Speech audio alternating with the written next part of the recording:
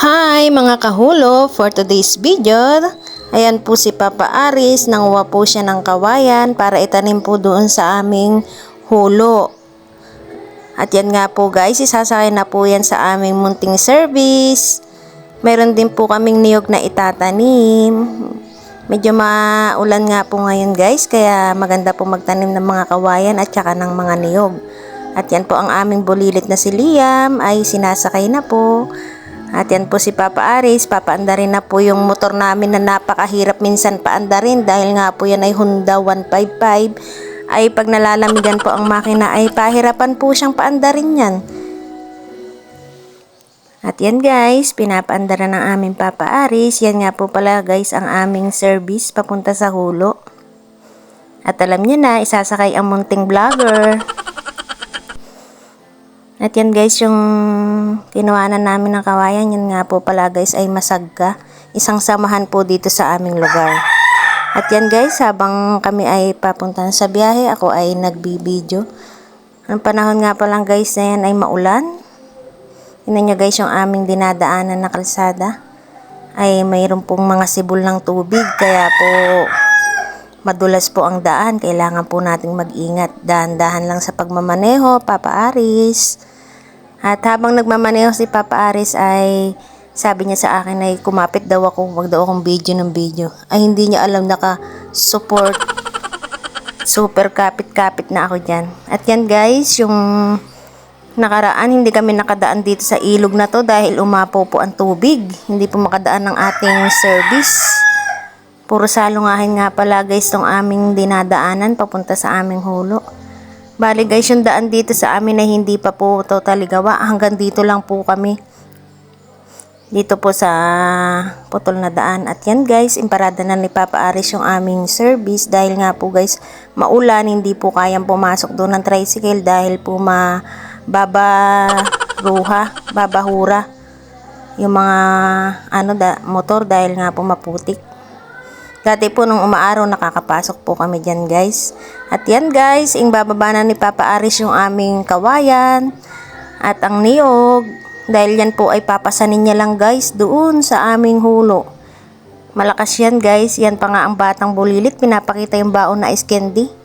Galing nga pala yan kay Tita Irene, bigay sa amin pabaon. At habang inaayos si Papa Aris yung niyog na yan ay itatali niya sa pingga para hindi siya mahirapan magbitbit. No choice naman siya guys, siya lang ang magbibitbit niyan. Dahil kami ni Liam ay hindi naman namin kaya.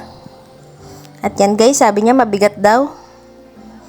Sipag yan guys. At yan, naka-ready, nakabuta para hindi madulas yung daan. At yan, nakikipagkwentuhan pa guys doon sa isa naming nasalubong na nagpapadyak din ng motor. Pababa naman po sila guys sa baryo. At yan guys, nagsisimula na po kami maglakad ni Papa Aris. Kikending-kending yan. Yan guys. Kasama nga namin pala ang bulilit na si Liam Gam. Ang batang makulit na wala din kadaldal-daldal. Maganda naman guys yung daan kung hindi lang nag-uulan. Kaso nga guys na yung namin motor masisira pagka yung daan namin dyan dahil mababa lang po yung sidecar. Masisira yung sidecar niya. At habang kami ay naglalakad ay napakaganda ng ating kapaligiran. At yan nga pala guys yung mahiwaga akong tungkod. Pangontra din yan guys sa dulas. Habang naglalakad ka guys ay fresh air naman ang iyong English yun guys. At ito guys, maganda dito yung dinadaanan namin. Parang may sibol na siya guys dahil nga alang tigil ang ulan. Ang ganda guys ang kahit nagpuputik-putik ang iyong paa ay pwede mo nang hugasan dito. Malapit na kami guys dyan sa hulo namin. At yan guys si Liam Gam ay nagagawa pa maglaro. Magagawa daw siya ng kanyang tabunan. Habang siya ay naglalakad ay nakapaggawa pa ng laruan niya. Sabi ko nga sa kanya, bilis-bilis ang maglakad nang kami kako ay makapagpahinga na doon sa kubo. At habang siya ay naglalaro-laro niyan ay sabi ko, bilis-bilis mo, iiwanan na kita. Sabi niya dyan, mama, mamaya na tayo pumunta sa kubo at siya daw ay maglalaro dyan sa ilog-ilog. Yan guys, nagsimula na naman kami maglakad ni Liam kaso hindi pa rin mapigilan at siya ay naglalaro talaga. Kaya yan, habang siya ay naglalaro, ako ay naglakad-lakad na. Ang ganda guys ng tubig oh.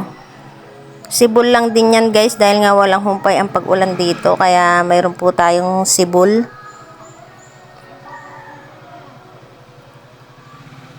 At yan, tingnan nyo guys yung aming dinadaanan. At yan guys, hindi ko na nakuwanan yung pagpunta namin sa kubo. Inabutan ko na si Papa Aris na intatanim niya na yung mga nyog.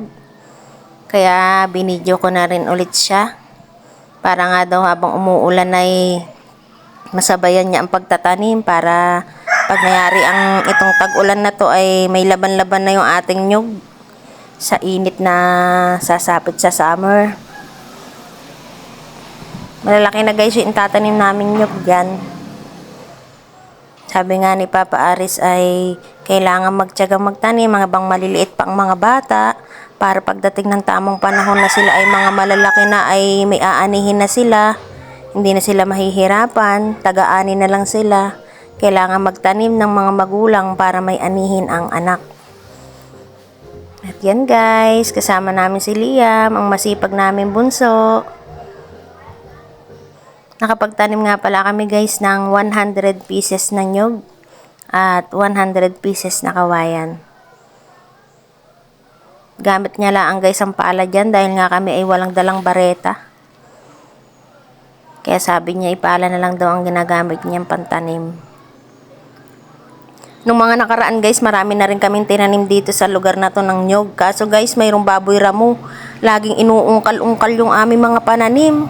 Kaya paulit-ulit, ang dami rin namin nasayang ng mga tanim ng mga nakaraan-raan pa. Dati pa. Kaso may mga ilan-ilan lang din nabubuhay dahil nga yung baboy ramo ay inuungkal yung aming mga tanim. Buti nga ngayon guys, yung baboy ramo, hindi ko alam kung nasaan na, baka nahuli na siguro yun. Na mga nanghuhuli ng mga baboy ramo. Dati kasi guys yan, hindi ka mabuhayan talaga ng tanim dito sa lugar na to. Laging inuungkab ng baboy ramo. Dahil nga hindi kami masyadong nagpupunta dito sa hulo.